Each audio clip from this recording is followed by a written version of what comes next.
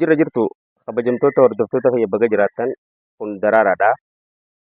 Akkuma beekamu edaa amala namoota milkaa'ina olaanaa irra gahanii 10 jennee 5 irraa dubbanne ture. Kutaa lammaffaa isaa isinii qabadhee dhufeetiin jira. Isa kana kan itti fufnu ta'a jechuudha. Maal fa'aadha? Kutaan lammaffaan atoo as keessaa isa keessa jirti. Yoon jiraatinoo amaloota kana horachuu ni dandeessa, akka ajaa'iba dandeessa. Mee shanaffaadha dhaabne ja'affaa itti fufna. Ja'affaa namootaan milkaa'inaan sadarkaa olaanaa irra gahan addunyaa kanarratti yeroo hunda bakka barbaadan bira gahuudhaaf, iddoo barbaadan san bira gahuudhaaf aarsaa barbaachisaa ta'e gatii kafaluu qaban hunda kafaluuf qophiidha jechuudha. Kanaafuu ja'affaan keenya maali? Amala namootaan milkaa'oon qaban keessaa inni ja'affaan gatii kafaluun barbaachisaa ta'e hunda kafaluuf qophiidha jechuudha isaan. Halkanii guyyaa irratti hojjetan bakka barbaadan san bira gahuudhaaf. Akkana jechuun atis milkaa'uu barbaannaan milkaa'ina ol'aanaa irra gahuu yoo barbaadde halkanii guyyaa irratti hojjechuu danda'uu qabda jechuudha. So gaafii takkaan asirra si gaafadha. Ati hoo milkaa'ina ol'aanaa irra gahuudhaaf maal aarsaa kafaluu qopheesse? Gatiin ati kafaluu qophooyte maali? Tanaan si gaafachuu barbaada. Kanaaf ja'affaan maal jenne namootaan milkaa'ina ol'aanaa irra gahan bakka barbaadan bira gahuudhaaf waan barbaachisaa ta'e hunda kafaluuf qophii ta'uu isaaniitii fi sodaa malee waan isaanii tarkaanfachuu isaaniiti. Torbaffaa bira dabarra. Torbaffaa namootaan milkaa'inaa sadarkaa olaanaa irra gahan miira sodaatis ni qabu. Miirri sodaatti dhaga'ama. Nama waan ta'eef nuti maal isaan namoonni gadi maal isaan namootaan addunyaa kanarra bakka guddoo irra gahan akka waan miira sodaa isaanitti hin dhagaamne seena jechuudha. Nama isaan kun ni dogongoruu waa balleessuu danda'u. Kanaaf miirri sodaatti dhaga'ama jechuudha.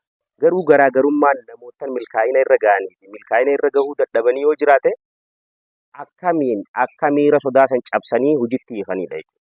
So namoota milkaa'ina olaanaa irra gahan miirri sodaa itti dhaga'ama. Garuu garaagarummaan si waliin namoota milkaa'ina dhaban waliin qaban maali? Sodaan sani waan hojjechuu deeman san gufuutti taatee waan hojjechuu deeman san irraa isaan hin dhaabdu. Sodaan kun isaan jajjabeessiti. Kanaafuu haruma taheenuu waan raawwachuu qaban raawwatu jechuudha. Inni kun torbaffaa. Saddeetaffaan namoota milkaa'inaan sadarkaa olaanaa irra gahan gorsa barbaadu yeroo hunda. Laali namoota addunyaa kanarratti milkaa'ina dhabanii kufan dhiigoo qabu yookaan of tuulummaa qabu. Garaagarummaan namoota milkaa'anii fi namoota milkaa'uu dadhabanii of tuulummaadha jechuudha.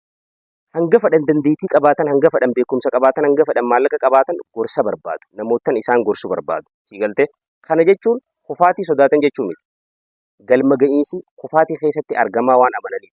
Kanaaf namootaan gorsa irraa fudhatan barbaadu jechuudha. Siigaltee namootaan naafni namootaan ammoo anaaf beekaa waa hundaa uniin beekaa jiru dhiigoo yookaan of tuulummaan waan guutamanii jiraniif gorsa waan hin barbaanneef kufuu jechuu. Kanaaf hanguma dandeettii qaban akkuma sodaa hin qabnetti akkasumatti gorsaas barbaadu jechuudha. Saddeetaffaan keenyaa kana. Saglaffaan gammachuu qabu humna yookaan waan hojjechuu deeman takkatti paashin hamilee guutuu qabu jechuudha.